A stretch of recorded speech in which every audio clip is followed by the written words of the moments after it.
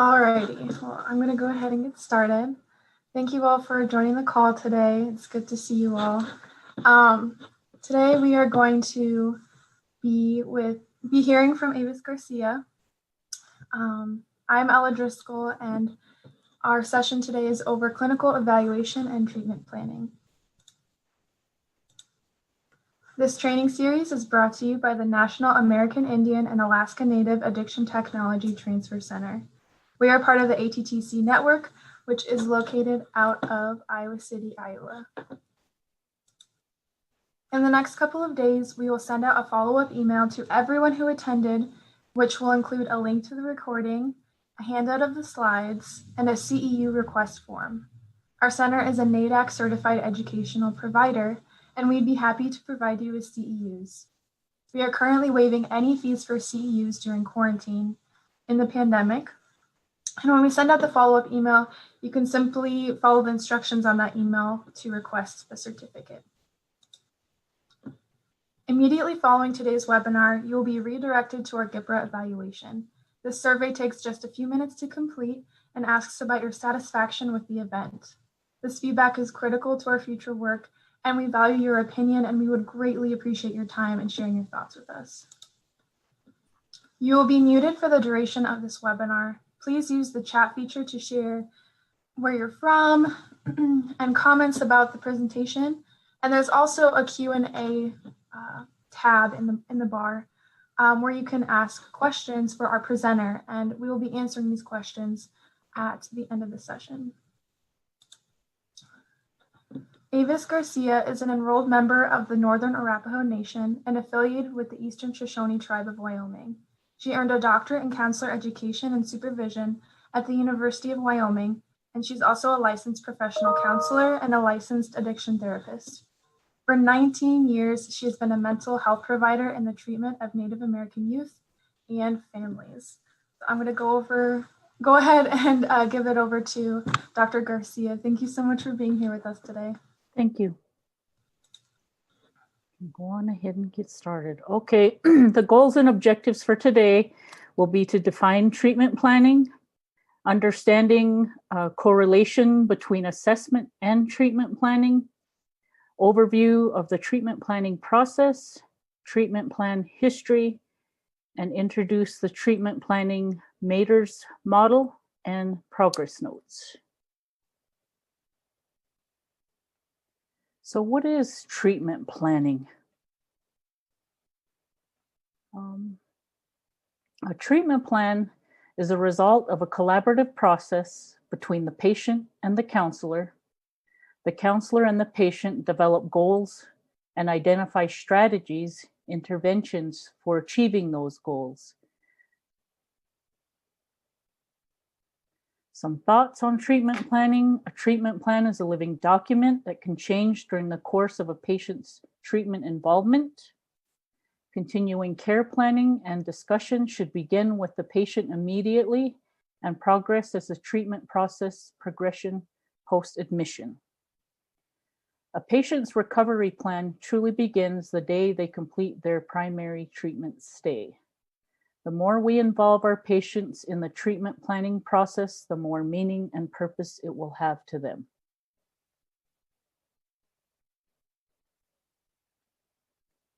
Treatment plans incorporate information gathered from the assessment. This includes the results of the ASI, which is the Addiction Severity Index, and that's what I use, and that's what the state of Wyoming requires to meet their standards. And any other instruments. We have a few extra that we add just to support the diagnosis that we might make for the person.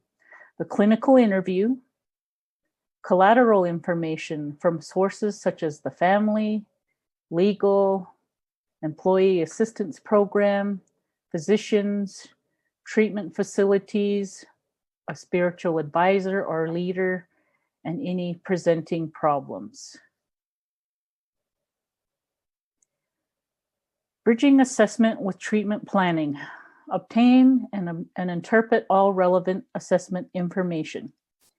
An integrated treatment plan addresses substance abuse and mental illness through concurrent treatment. First, address Pressing needs. So that's doing the biopsychosocial assessment, looking at Maslow's hierarchy of needs. So we need to address the most basic things that they need first and progress from there. We evaluate the patient's motivation to address substance abuse. And a lot of times I see people who really minimize their situation and don't think it is that bad. I hear that often. Then it is to identify treatment goals and target behaviors. And where I work, our intake packet starts out with 2 treatment goals that we have them right from the very beginning, and that is what they want to accomplish while they're in treatment. Selecting interventions for achieving those goals. Choose measures to monitor outcomes of goal setting. So we have to measure the progress that they make while they're in the program. And follow up and modify treatment plans as necessary. Some places like it to be done on a monthly basis, but there are other places that you have so many clients, it's not that easy to monitor several treatment plans on a monthly basis. So the standard here in Wyoming is 90 days. So we date our treatment plans for 90 days at a time. So before the 90 days is up, that treatment plan should be reviewed and any changes made that needs to be done. Treatment planning. At a minimum, the treatment plan addresses the identified substance use disorders, as well as issues related to treatment progress, including relationships with family and significant others, employment, education, spirituality, health concerns, and legal needs. To obtain and interpret all relevant assessment information, we look at the stages of change and readiness that was created by Prochaska and Di Clemente. The treatment planning process, motivation and motivating factors, what do they want to change and why, the role and importance of patient resources and barriers to treatment, the impact that the patient and family systems have on treatment decisions and outcomes, and other sources of assessment information. So when they first come in, they may be at the pre-contemplation stage. And maybe 9 times out of 10, the people that I see are legally referred to us for an assessment. So having had some problems related to substance use, they may be in the contemplation stage of thinking, maybe I do have a problem. To the next slide. It's very important to explain the assessment findings to the patient and significant others involved in the potential treatment. And there are confidentiality regulations. I don't know how many times we get phone calls from mothers of patients that are old enough to make the call themselves, or we get girlfriends and wives wanting to take care of boyfriend, husband, you name it. And we have to tell them we don't know anything. Confidentiality regulations, HIPAA, we can't even tell them they're there unless that client signs a release of information, and they can also specify what kind of information can be released if we release anything. Effective communication styles, factors affecting the patient's comprehension of assessment findings, and roles and expectations of others potentially involved in treatment. So I always ask a lot of my clients, do you know what your diagnosis is? And what do you know about it? And I explain to them everything that I'm doing. When I'm writing things, I often tell them, this is what I'm writing. How does that sound? And I just explain to them, it's important on my end to keep certain pieces of documentation up to date and current. And the treatment plan is probably one of the most basic counseling skills that you'll have, because that'll guide your treatment with everyone that you provide services to. Next slide. Provide the patient and significant others with clarification and further information as needed.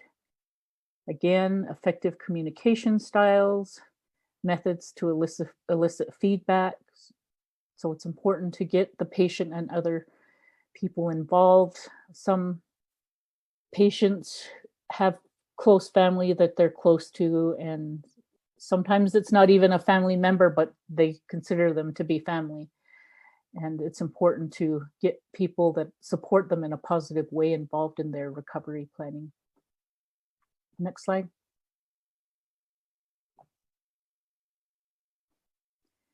Examine treatment implications in collaboration with the patient and significant others. So what available treatment modalities are there? What's the patient placement criteria? The cost issues involved? The effectiveness of the various treatment models based on current research, implications of various treatment alternatives, including no treatment. So we'll get into the other stuff later on the ASAM criteria. We'll go to the next slide. Confirm the readiness of the patient and significant others to participate in treatment.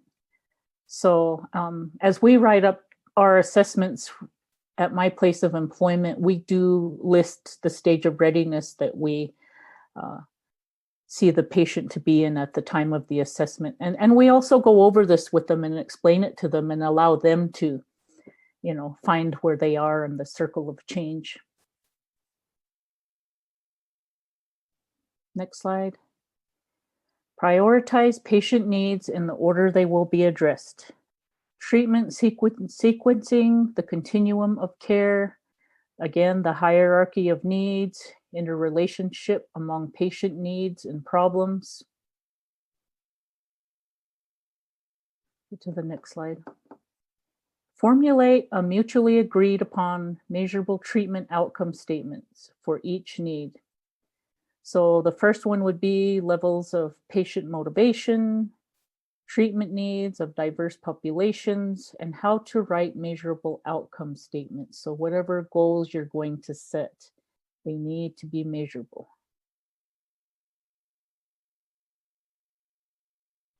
Identify appropriate strategies for each outcome. There are intervention strategies, level of patient's interest in making specific changes, and treatment issues with diverse populations. Some people have special needs, and we have to be mindful of those as well. Next. Coordinate treatment activities and community resources. Coordinating treatment activities and community resources with prioritized patient needs in a manner consistent with the patient's diagnosis and existing placement criteria. Treatment modalities and community resources, contributions of other professions and mutual help or self-help support groups, current placement criteria, and the importance of the patient's racial or ethnic culture, age, developmental level, gender, and life circumstances in coordinating resources to the patient needs.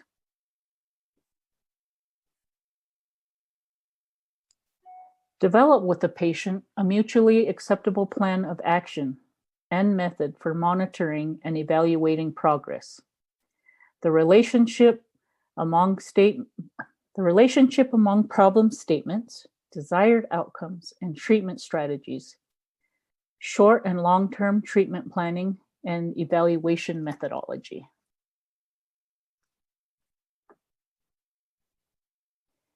Inform the patient of confidentiality rights, program procedures that safeguard them, and the exceptions imposed by regulations. Federal, state, and agency confidentiality, regulations, requirements, and policies. Resources for legal consultation, and effective communication styles.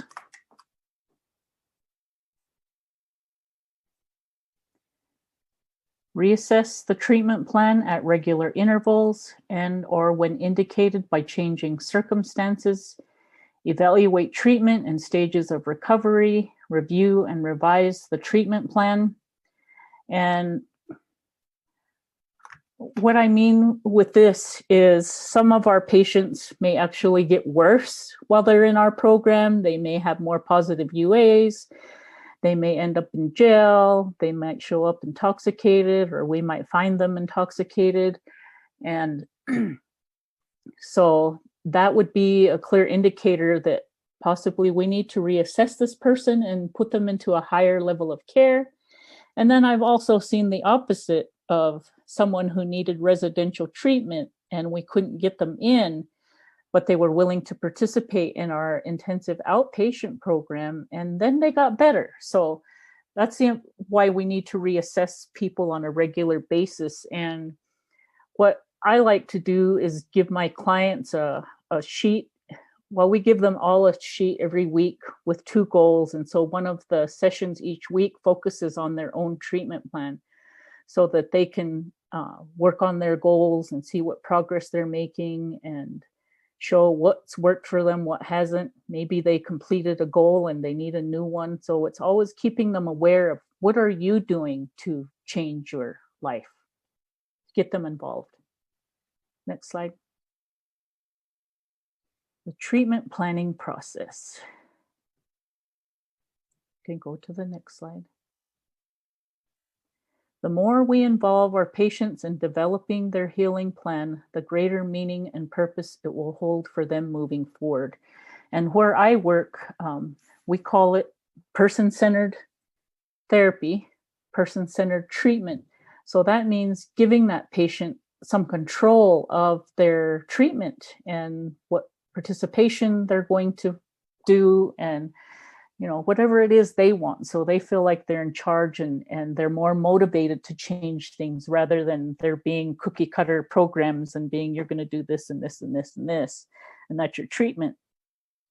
Oftentimes clients present at different times with different needs. So we need to be ready to make those changes as they need them. Next slide. Treatment plans are meaningless and time-consuming, ignored, same plan, different names.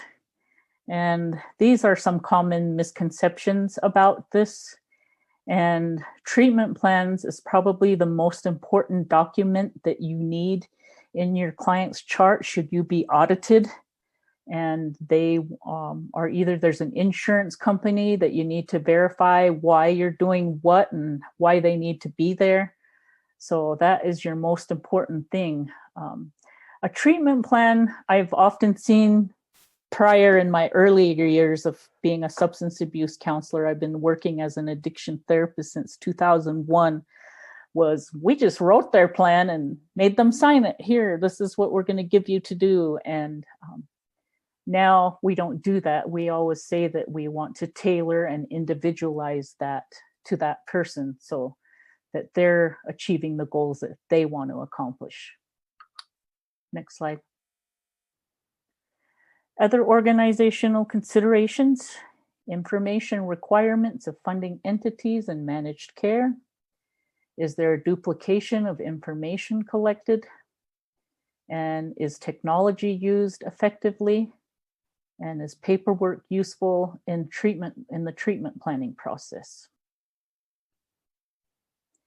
I really think that paperwork is essential in the treatment planning process and throughout the entire treatment process. Like I said, in my treatment program, I have them spend at least a day of their week focusing on their treatment plan goals for that week and for the next week, so that they're constantly moving forward and seeing themselves make that change. Next slide. The field of substance abuse treatment.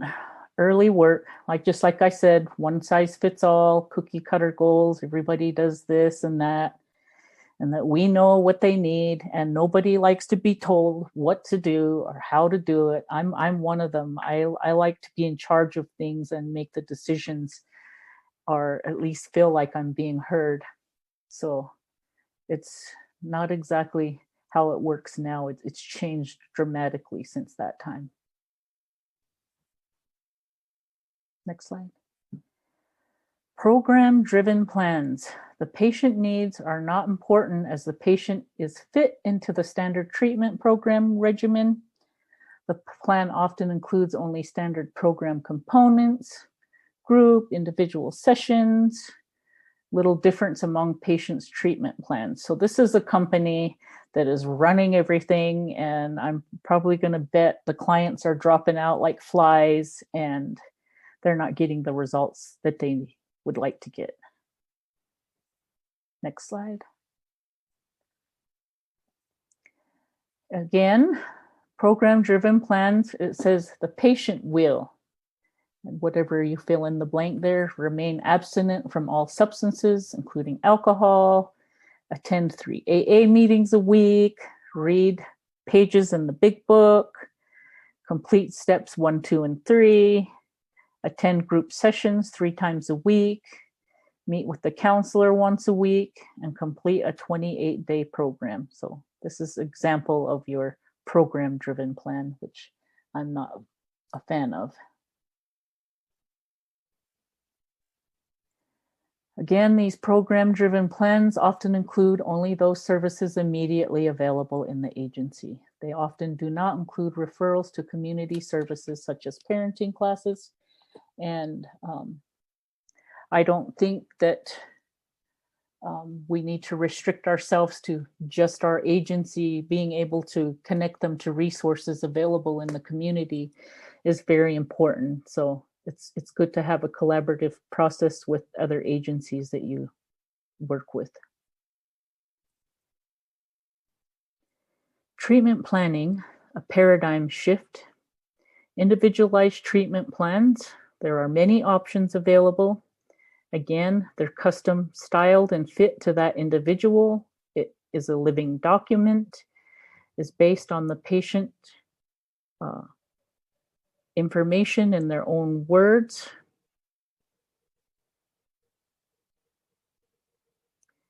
The individualized plan is developed to meet the patient's problems and needs. So, like I said, not everybody is the same. Everybody has different issues that they're working on at various times. To individualize a plan, what information is needed? What a counselor does need to discuss before developing a treatment plan. Where do you get the information, guidelines, tools used, etc.? The next slide. To individualize a plan, what information is needed? Some possible sources of information might include probation reports, screening results, assessment scales, collateral interviews, examples of individualized treatment plans from previous patients, feedback and discussion with supervisor or mentor about treatment plans. So a lot of times, like I have interns right now, so we do this together so that they can conceptualize what they are planning on working on with the client, but not to leave them completely out of it. It's just for them to get feedback from me.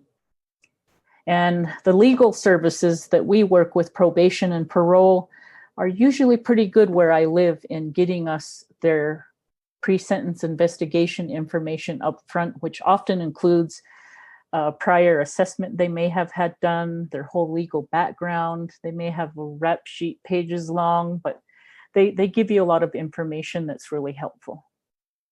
Next slide. Looking at the biopsychosocial model.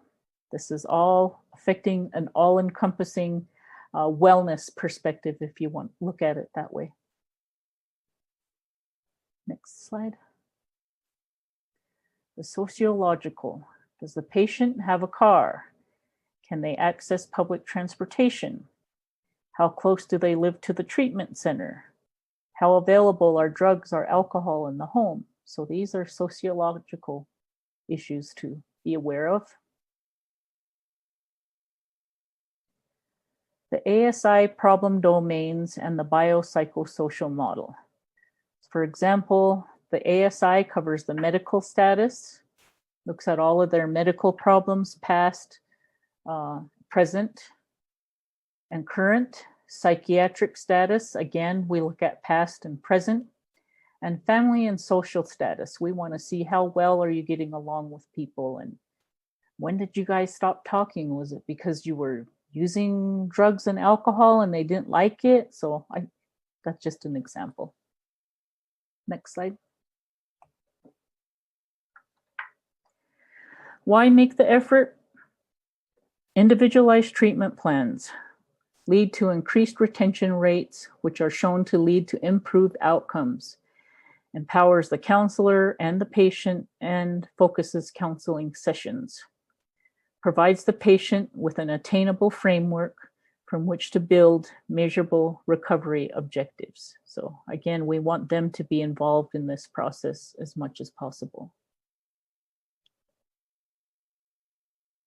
Why should we make the effort?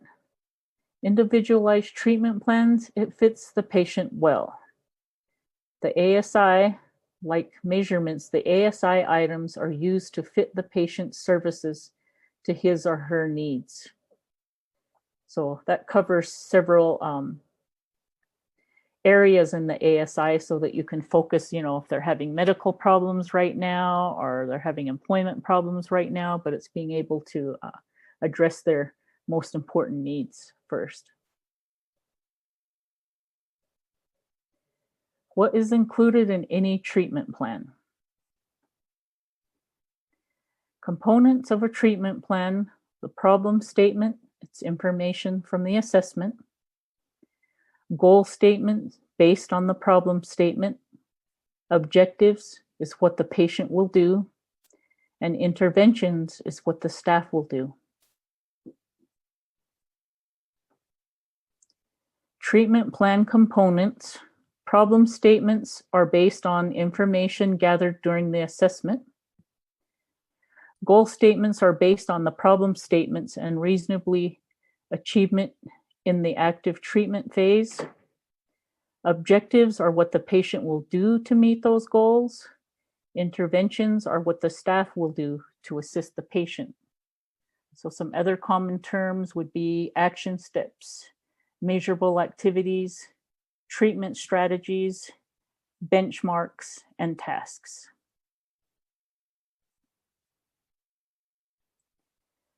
Review the components in a treatment plan.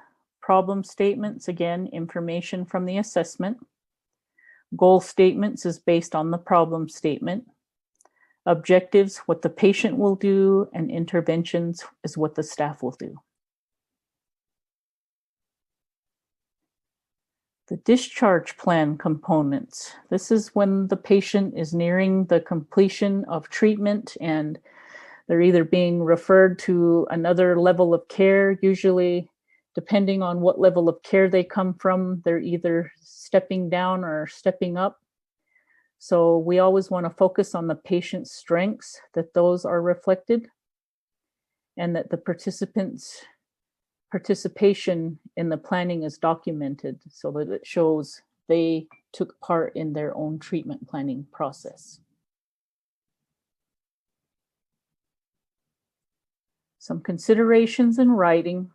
All problems identified are included regardless of available agency services. Include all problems whether deferred or addressed immediately. Each domain should be reviewed. A referral to outside resources is a valid approach to addressing a problem.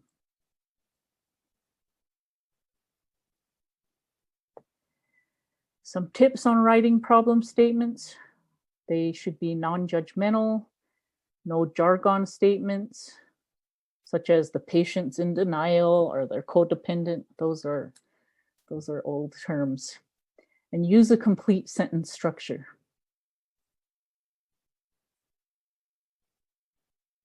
How to write an objective intervention statement using MATRS. And really, this is just the SMART goal reorganized. So it needs to be measurable, attainable, time-limited, realistic, and specific.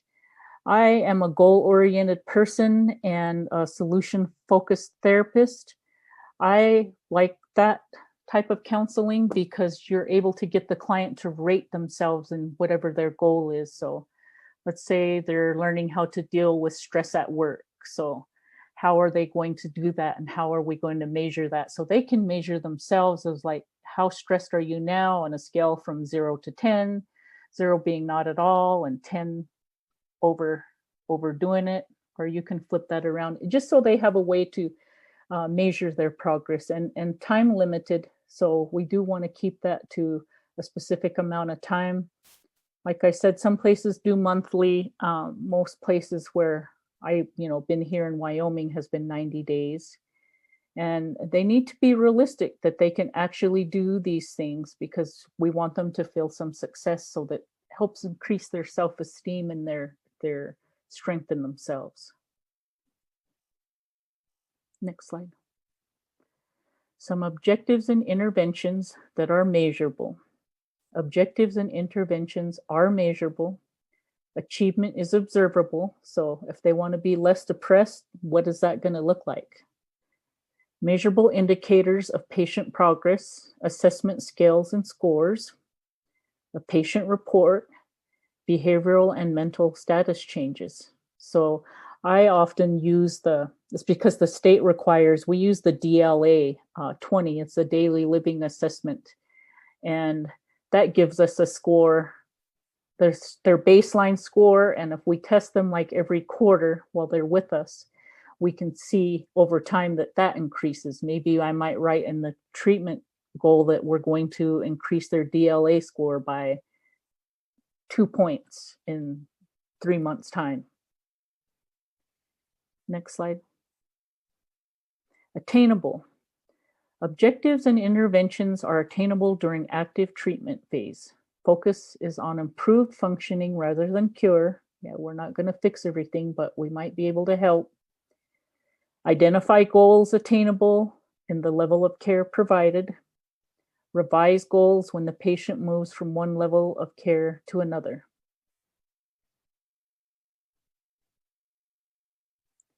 Time limited.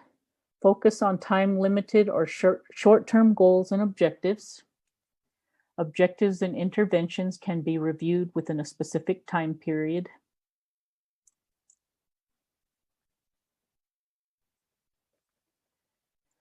Realistic. The patient can realistically complete objectives within a specific time period. Goals and objectives are achievable given patient environment, supports, diagnosis, level of functioning, and progress requires the patient's effort. So they're the ones that are going to do the work.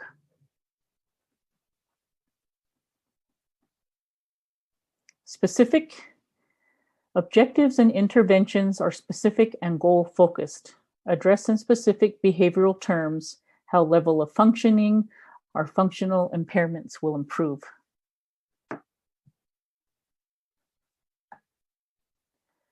The MATRS Test. Measurable. Can change be documented? Attainable. Achievable with active treatment phase. Time limited. Is time frame specified? Will staff be able to review the specific period of time? Is it realistic? Is it reasonable to expect the patient will be able to take steps on his or her behalf? Is it agreeable to patient and staff? And specific.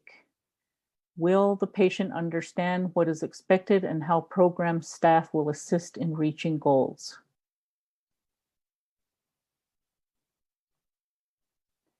The treatment planning process review. Again, we start with conducting the assessment, collecting patient data and information, identifying the problems that brings them to treatment, prioritizing their problems.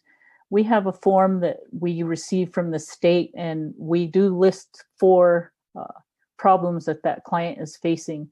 It could be drugs, alcohol, financial, criminal justice, relationship, but we list 4 problems that we see with the patient, and prioritize the problems, develop goals to address the problems, and remember the MATRS. objective to meet goals, and interventions to assist patient in meeting their goals.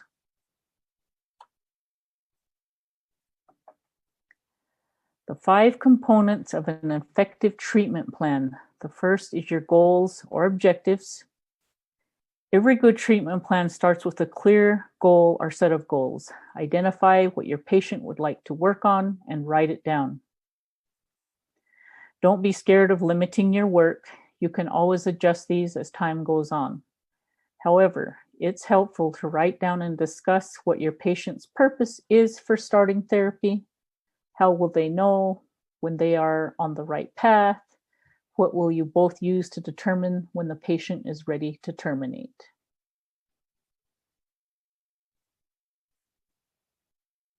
Active participation. A treatment plan follows up with how each party will work to achieve the goals. This is really important and often missed. Talk with your patient about your role as a therapist and how you plan to help them achieve their desired outcome. This opens up a great discussion about the role of a therapist and how therapy looks with you, specifically as compared with others. I've had clients tell me that they actually believed when they went to therapy that we have all the answers and we can fix everything, when in reality, that's not what we're doing. We're just helping them to make better choices to make their own lives better. Support. Another aspect of treatment planning is so often forgotten in private practice settings is the client support system. It's not just you and the client against the world. They'll need other supports in place to be successful throughout life. Identify any support as part of your treatment plan, and you have already shown your client some of the tools in their toolbox.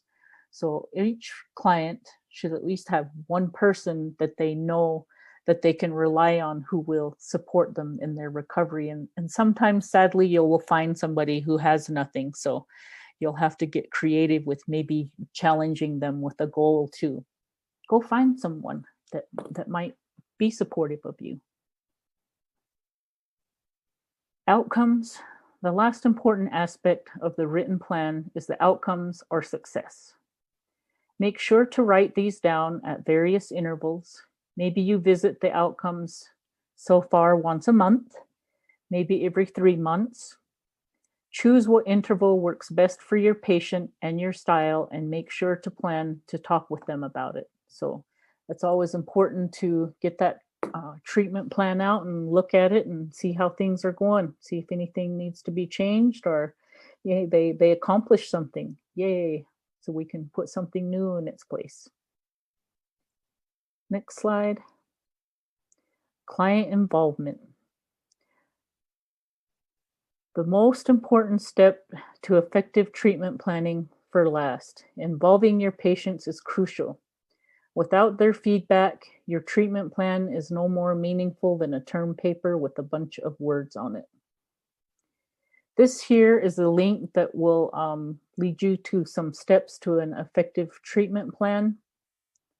You may just have to write it down and type it into your search bar.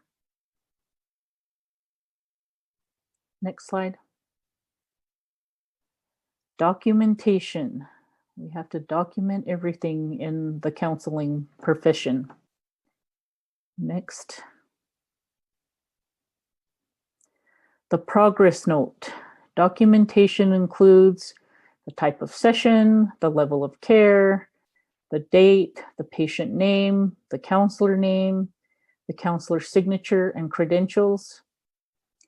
Progress notes can follow several different formats. I'm more familiar with the DAP and the SOAP, and these other two are not so common for me, but I like the DAP because it's really short and simple. And the DAP is the data, and the A is the action, and the P is the plan. The action or assessment and plan. Next slide. Collaborative documentation, sometimes referred to as concurrent documentation, is a process where clinicians and patients collaborate in documentation of the assessment, service planning, and ongoing client practitioner interactions. So the progress notes. Again, here's another link to improving your documentation efforts. And I usually take the last 10 minutes of my session with my clients and I let them know what I'm doing. I write that note while they're there so I don't forget about it. And I let them know what I'm writing. And if I'm able to show them and they can actually see, I'll actually show them so that they're involved in the notes that I do write, so that I feel like it increases trust. Next slide. Documentation basics. Again, measurable, dated, signed, legible, patient name, unique identifier. Usually agencies give numbers to clients. The start and stop time, your credentials, attainable, interventions used to address problems, goals, and objectives, time limited, add new problems, goals, and objectives as they arise, realistic, content of session and patient response, progress toward goals and objectives, and specific problem, goals, and objectives addressed. And a lot of clients, when they first come in and they do the first assessment with you, you feel like they might have been open with you, but a lot of them will deny a lot of things because they're trying to avoid as much treatment that they have to do as possible. So we have to be paying attention to what their needs are. Next slide. The basic guidelines for documentation, you should include your professional assessment, your continued plan of action. Progress notes may be documented collaboratively with the patient's direct feedback and completed at the end of the session rather than post-service. So like I said, I just incorporate it into my sessions. Next slide. Changes in patient status, response to outcome of interventions, observed behavior. They seem to be doing well. They're getting more comfortable with the group process, progress toward goals and completion of objectives. I think our women's treatment program has a required curriculum that the lady uses in her group that they might have attended all the sessions they needed to, but their assignments have to be done. So she does have some things that she makes them do to complete their part of the program. And to summarize this, presentation summary and treatment planning, obtain and interpret all relevant assessment information. So gathering as much information as you can, explaining the assessment findings to the patient and significant others involved in potential treatment. And I hate to say this, but I don't see a whole lot of family involvement. Where I'm at, I haven't seen it, but on the reservation, I feel like they do a much better job of that because they have activities. For example, the sweat lodge, that they're encouraged to bring their family. So they might bring their wife and their kids, and it's more of a family interaction. So it's very hard for patients to get someone involved, but we always encourage them to find at least one person that they know they can go to. Provide the patient and significant others with clarification and further information as needed. Maybe the family doesn't understand what their diagnosis is. We may have a co-occurring disorder of bipolar depression or anxiety, and maybe you want to get some handouts that you can give them and not leave them to go look for stuff on their own.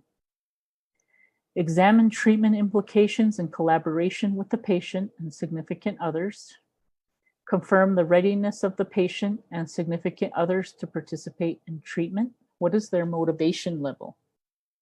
And prioritize the patient needs in the order they will be addressed.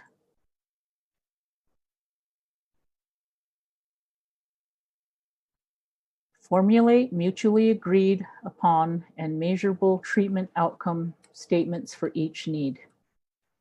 Identify appropriate strategies for each outcome. Coordinate treatment activities and community resources with prioritized patient needs in a manner consistent with the patient's diagnosis and existing placement criteria. Develop with the patient a mutually acceptable plan of action and method for monitoring progress. Inform the patient of confidentiality rights, program procedures that safeguard them, and exceptions imposed by regulations. I work with a court treatment program, and I work with a lot of criminal justice agencies in the area where I work. So we often have releases of information signed up front so that we can always be prepared to let their probation officer know if they're not showing up, or they're showing up whenever they feel like it. So we have some leverage to get them back into treatment.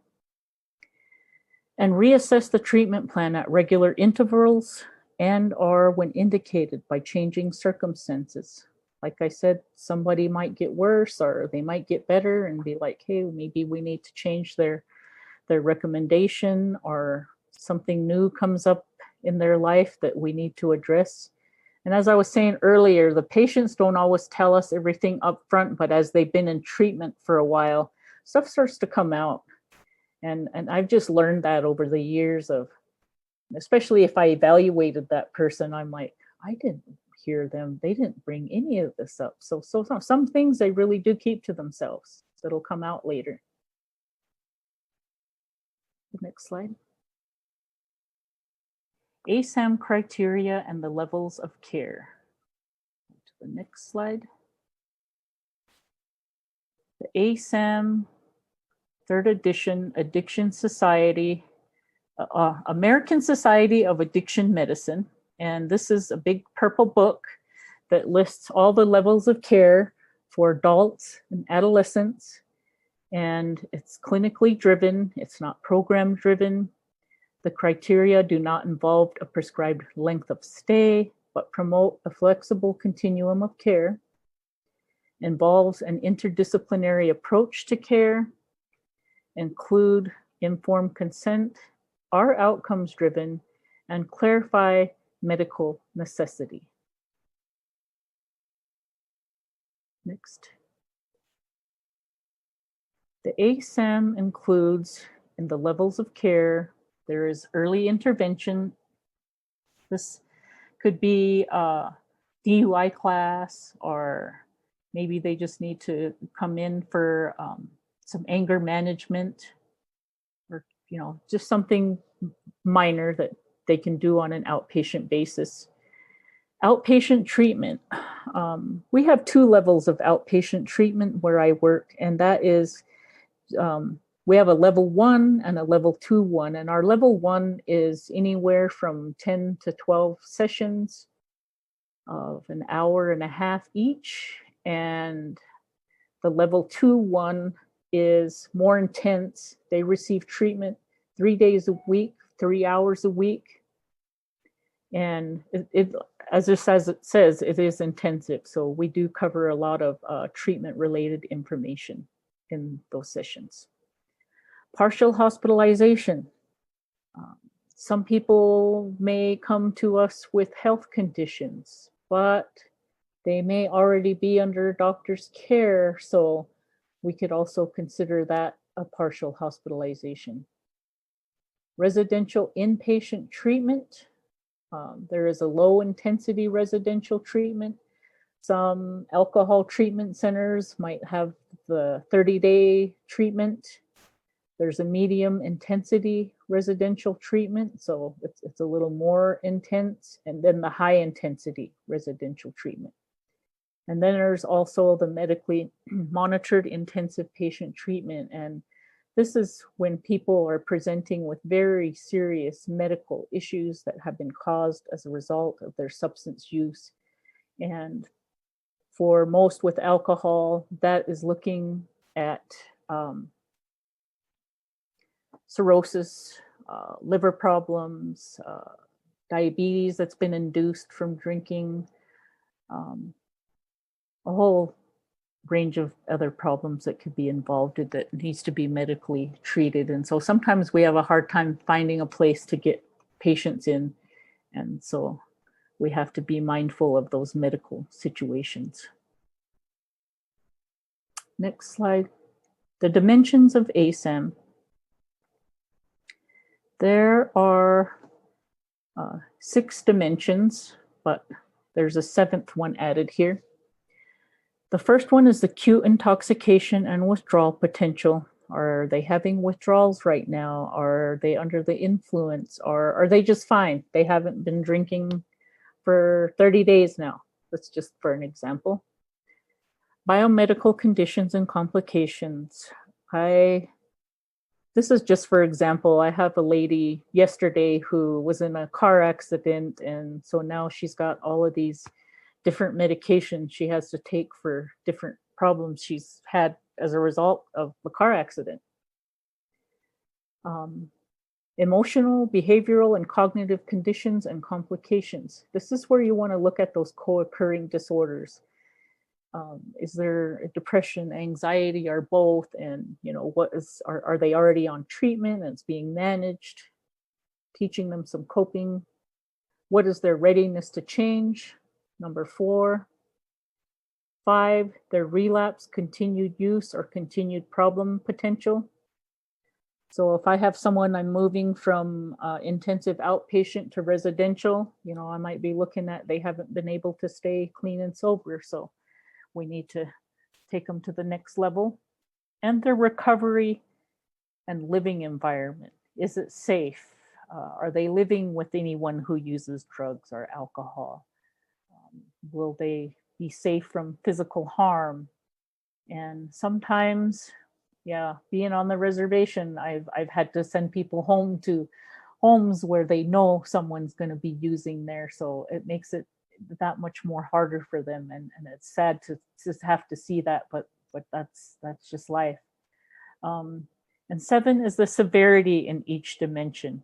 It can be rated as mild, moderate, or severe. So as you list intoxication and withdrawal, you can put, it's mild. Person's not having any problems. Next slide. The levels of care. This is 0.5 early intervention.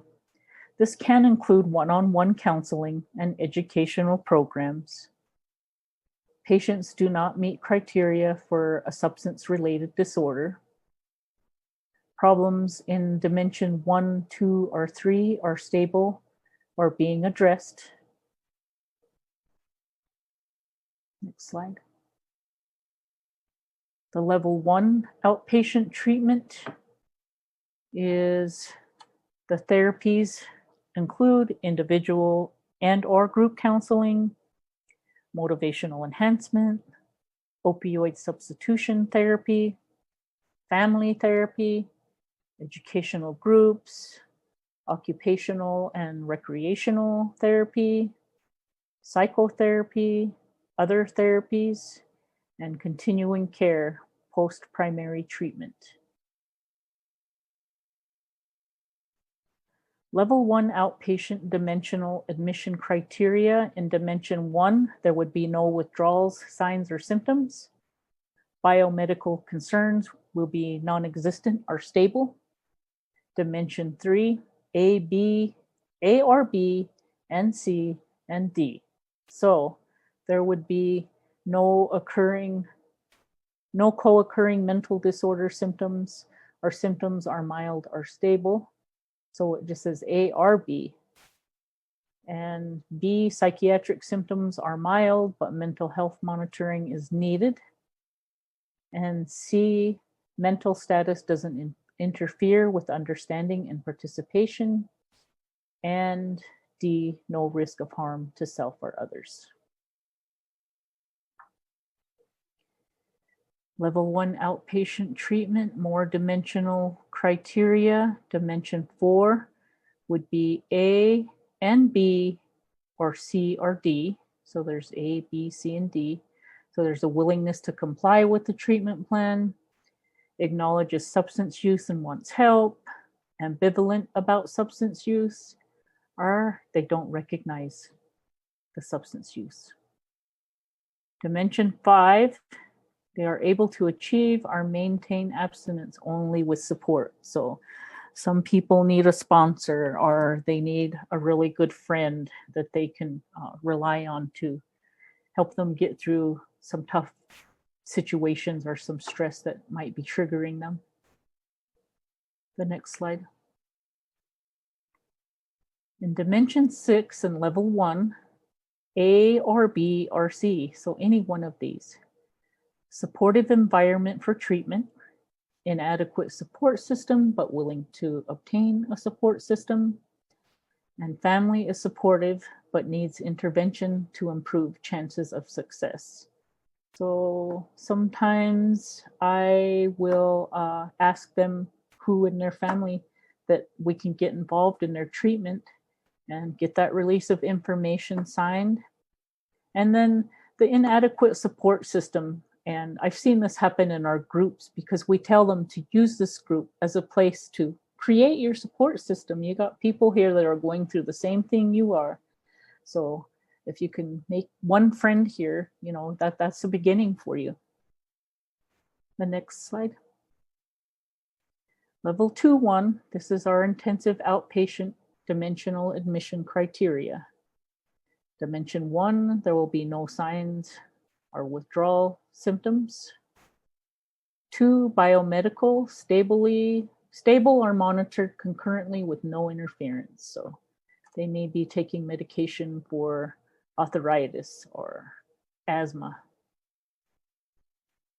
Next slide.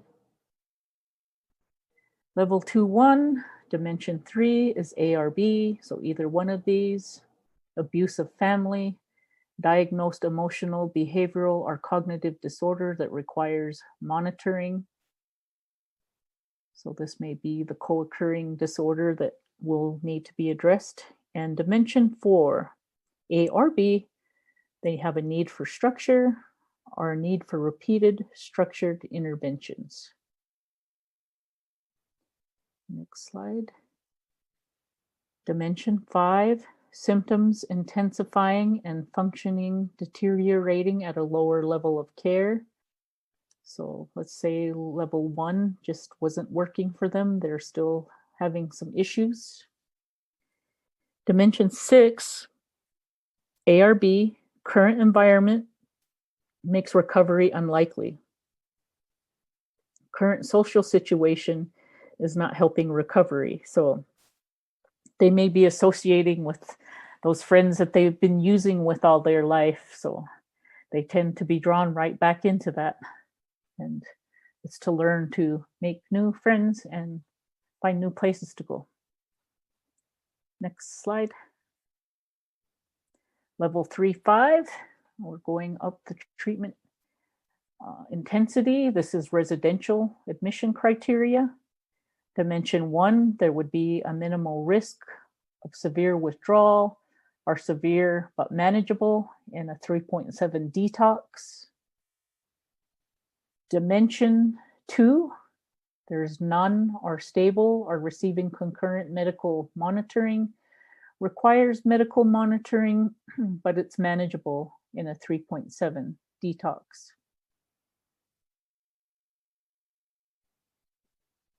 Dimension 3, A or B, there's a repeated inability to control impulses. They're lacking skills to refuse use. Personality disorder requires high structure to shape behavior.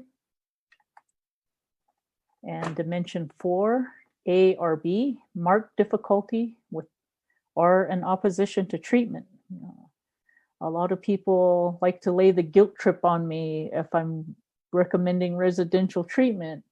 They'll be saying, I'm going to lose my house, I'm going to lose my job, I'm going to lose everything because you're making me go to treatment. So I try to let them know that treatment is not a punishment. It is here to help you if you take advantage of it. The next slide. Dimensions 5 and 6 for 3-5 residential. 5, dimension 5 is no recognition of skills needed to prevent continued use with dangerous consequences. Dimension 6, A or B, environment is dangerous. Patient lacks skills to cope outside of a highly structured 24-hour setting. The next slide. Withdrawal management overview. Components of withdrawal management services levels 1, 2, 3, 2, 3, 7, and 4 in ASAM are provided as part of a continuum of 5 withdrawal management levels in the ASAM Society, American Society of Addiction Medicine. Sorry, I keep mixing that up.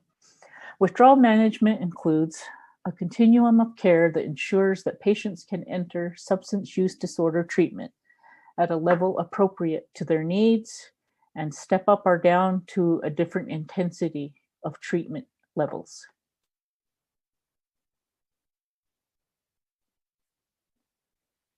Withdrawal management continued.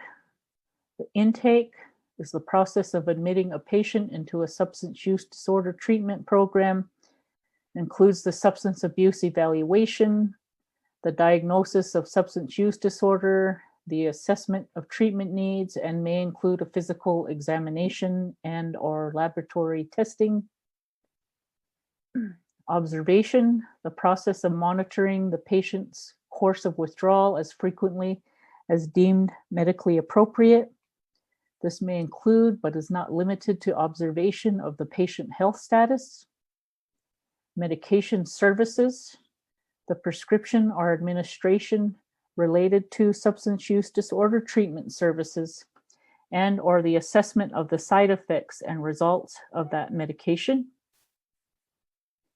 Discharge services, preparing the patient for referral into another level of care, post-treatment return or re-entry into the community, and or linkage of the individual to community treatment, housing, and human services.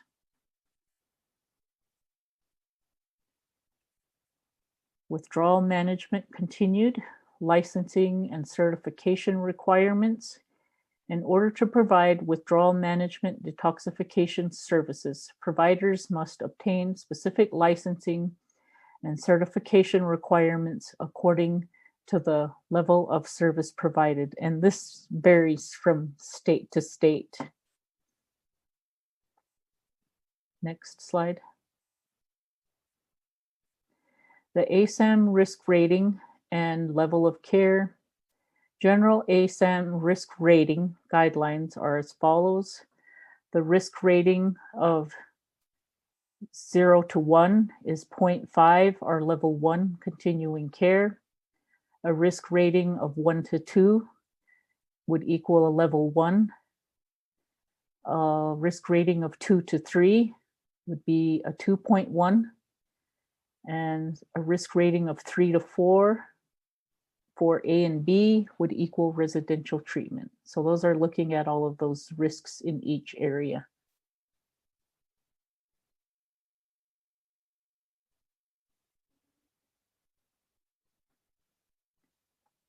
Okay, I think, is this our last slide? Yes, it is. Okay, went faster than I thought. Yeah. If anyone has any questions, feedback, or comments, please share in the chat or in the Q&A box. We would really love to have sort of a keyboard discussion through this webinar setting. So I do have a few comments already. Thinking about the biopsychosocial model, have you thought about adding that spiritual aspect into it? So it would become biopsychosocial spiritual model? Yeah, I leave that up to the client. We don't enforce the spiritual aspect, especially where I'm at. If it's a Native American client, maybe they might, meet with me a time or two. But on the reservation, I feel like spirituality is a whole big component of that. I feel that the spirituality in the treatment programs on the reservation are some of the best. And a long time ago, we used to just send everybody off to treatment. And then when they got back, they were supposed to come back, but 9 times out of 10, they didn't. So now a lot of the funds that are dispersed by the government for treatment services, well, on our reservation particularly, is to use that money in outpatient treatment care. And they use, when they do the ASI, there is a Native American supplement that is in the AccuCare system. And that Native American supplement kind of allows you to do a cultural assessment on that person, because we have people living in all different parts of the country now, and they all live differently and they all think differently. Like, I'm more familiar with the reservation life, and then to go to treatment in a big city, that would just be like a huge culture shock for me. But I do know one treatment center, and a lot of them that are Native do highly emphasize the spirituality component, and it often includes participation in the sweat lodge or some type of ceremony. So I see a huge need for it. But where I work, I'm off the reservation, and I have a lot of people, and I don't know, we're not supposed to judge our clients, but it's I tend to see people that have that spiritual base be more successful in their treatment recovery.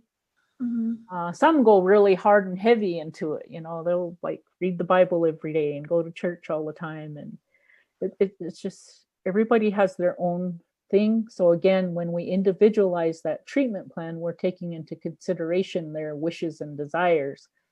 And the reason why it's important to assess their cultural level of where they're at is to give them what they want and need. They might not want to do anything cultural. They just want to get the treatment part done and be done. So again, it's tailoring it to that individual.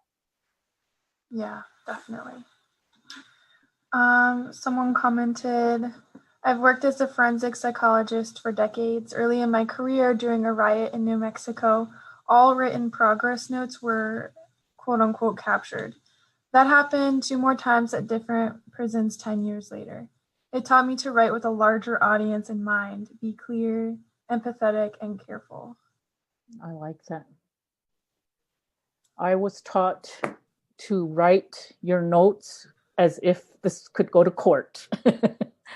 So whatever you write, you need to be able to back it up. So that was a good one for me to remember. So I agree with the person who said they think about writing to a larger audience. Yeah, that's a great tip. Someone commented, another acronym for treatment planning is SMART, specific, achievable, relevant to their problem, time frame, meets Medicaid requirements. That's the MATRS. It's just rearranged. It is SMART. It is the SMART goal. And when we do goals, we actually do put that SMART acronym up on the board for them so that they have a guide to help them write their own treatment plan. And as I was sharing with you all, I went to a drug court training a couple of years ago, and this is where I discovered one of the programs really put the clients in charge of their own treatment plan. I mean, they had to know what their goals were and what their progress was. And so I was like, well, I need to be doing that, So I found my happy medium of creating a form that we have at our office that, like I said, once a week, whatever treatment program we have, we designate a part of that session for them to go over their treatment plan, and they do get a copy of it. So if they decide to change their goals because they accomplished something, we're able to celebrate that success with them. Or maybe they're struggling with something, and maybe their peers that are there can help them come up with a logical solution to whatever problem that might be posing a barrier for them. Definitely.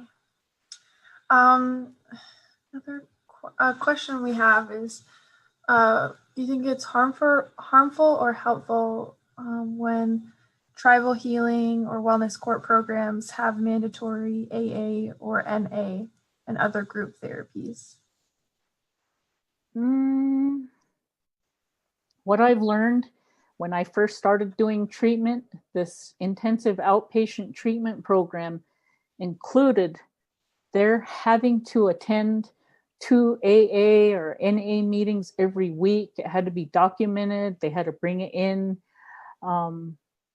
Just with my own life experience, it's not for everybody. For some people, it's amazing. I know several people who are in successful recovery who live the AA, live the NA lifestyle.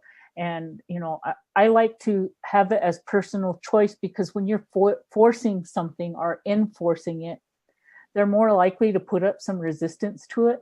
Again, that's just saying, here, you're going to do this whether you like it or not. If you don't do it, you're going to go to jail, or you're going to start the program all over. Always. And I like to encourage them to, and we don't require it. We just encourage them. There are other support groups here. In our town, there is one called Recover Wyoming, and this is ran by peer specialists who are in recovery, live the recovery lifestyle, and sometimes they're teaching educational stuff, or they have a special guest speaker, and just being able to get those different needs addressed. Mm-hmm. We have, this is an interesting question. In what ways can you deliver circular interventions such as talking circles, sweat lodges, medicine wheel, and more in the client planning and treatment?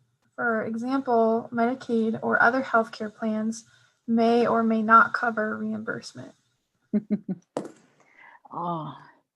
And I apologize that a lot of this is coming from the mainstream that I'm presenting today. There isn't anything I could find that has a native fit to it. This is just, like I said, these are books and instruments created by the powers that be that we have to use. And when I work on the reservation, every group is a talking circle. Every group is in a circle, and we don't have any objects in the middle there. They use a lot of sweat lodges. And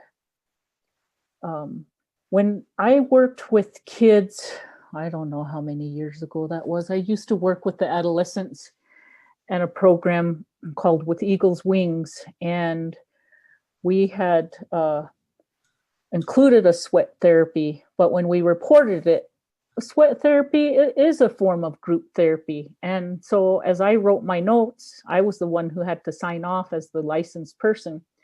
I just put it down as group therapy. Mm-hmm.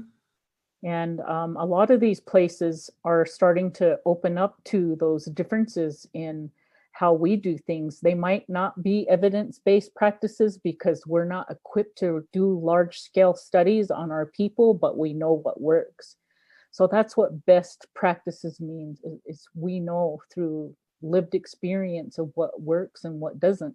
And just like I was saying about the AA and the NA, I'm not a big fan of encouraging or making them do that. And the last drug court program I went to, the drug court, I work with the DUI court here, and they don't require them to go at all. That's entirely their choice. And some of them do go get sponsors, and some of them do find a meeting that they like to go to. So just whatever they want to do. Like I said, I might tell them to go to church or go to the gym or whatever public event might be going on in town to go participate. Yeah. But I really feel the native practices incorporated into treatment are huge, because where I come from, the belief is, and it's to be a real good person in our tribe, and this is what I was taught by my grandparents, is those are the people that don't use drugs and they don't use alcohol. It doesn't matter how much money you have, how much education you have, or anything. It's just that of being sober. That's traditional. That's our original way of life. And that this is drugs and alcohol are outside things that haven't done us any good over the years. And I see a lot of similar problems on other reservations as I travel throughout the country. Yeah, definitely. We have a comment saying, on my recommendations, I always put the recommended level of care and always put what the available level of care is and where they are referred to. Not all places have the levels of care. I still think that placing someone in a higher level of care when a lower level of care is not available is dangerous and may set the client up for failure.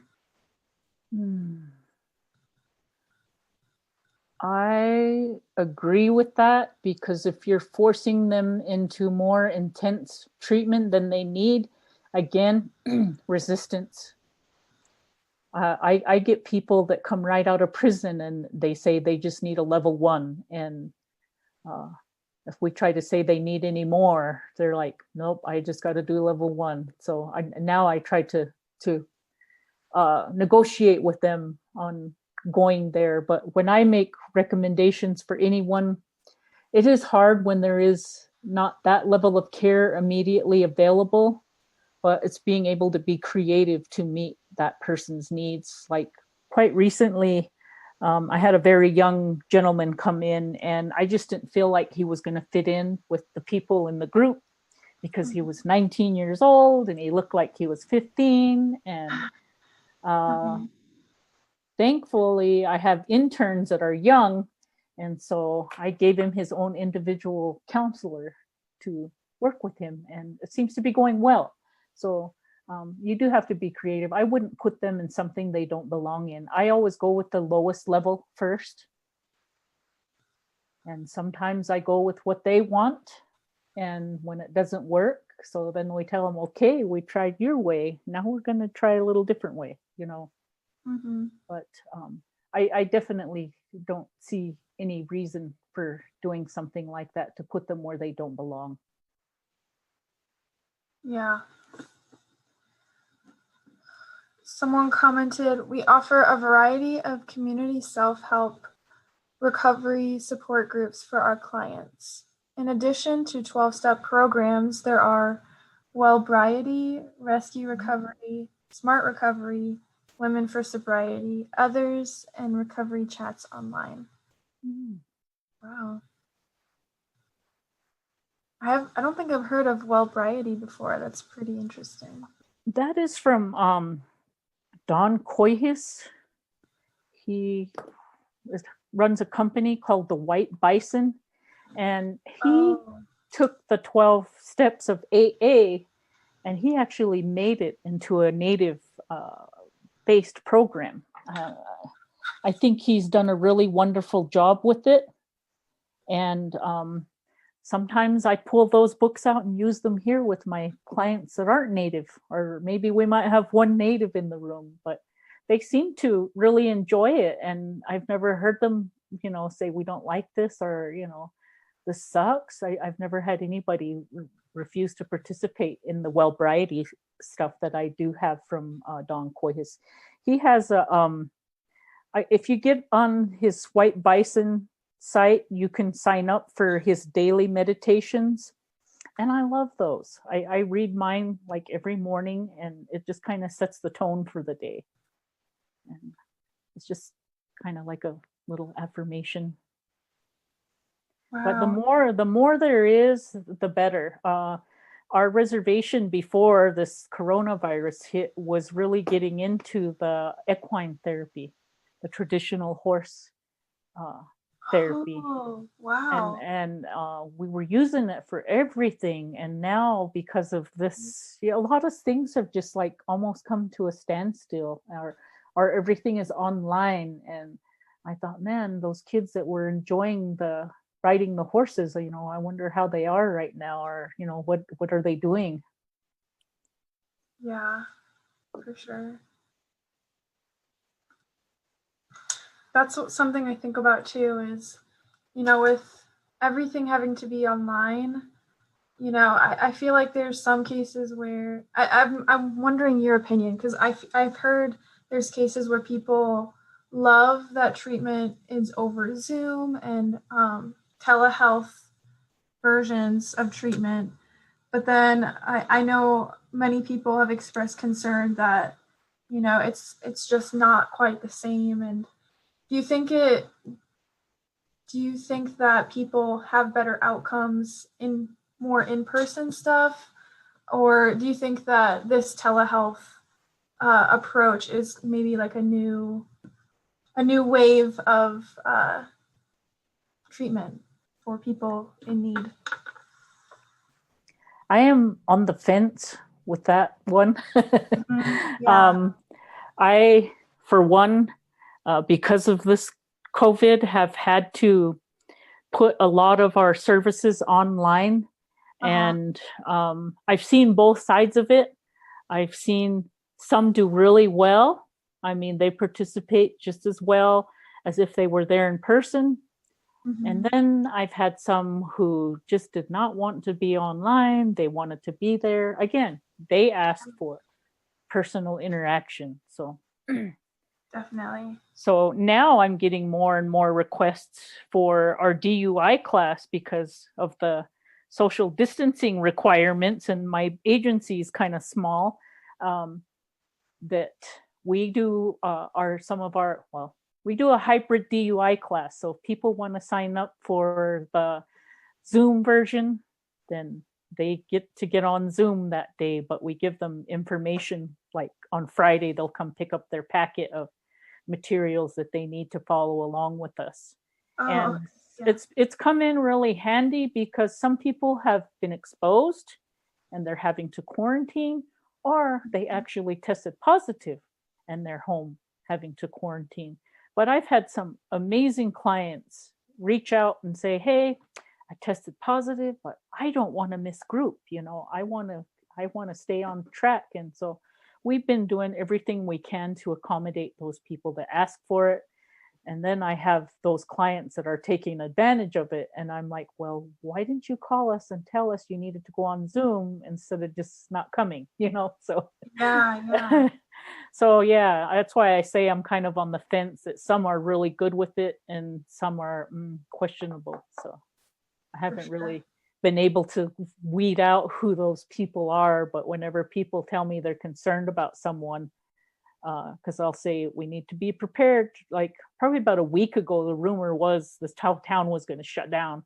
So I was like, okay, guys, we need to be prepared to go all online. Get all of your clients' contact information now, prepare them that this is what could happen. And I've had some of my own staff test positive, but still have their computer at home so they could still do their work over the internet.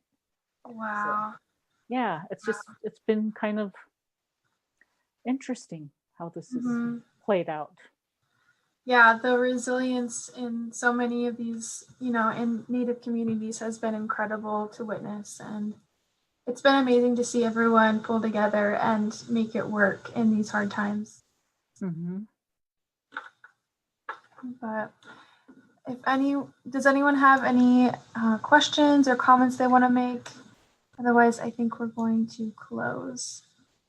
I think we hit on pretty much everything. Okay. But yeah, thank you so much for presenting today, Dr. Garcia. Yeah, thank you guys for taking time to attend today. Yes. And yeah, thank you everyone. And we will be sending out a follow-up email with the recording, the handouts, and CEU instructions. You can also visit our website for past events and future events as well. So thank you all. Have a lovely rest of your day, and we will see you next time.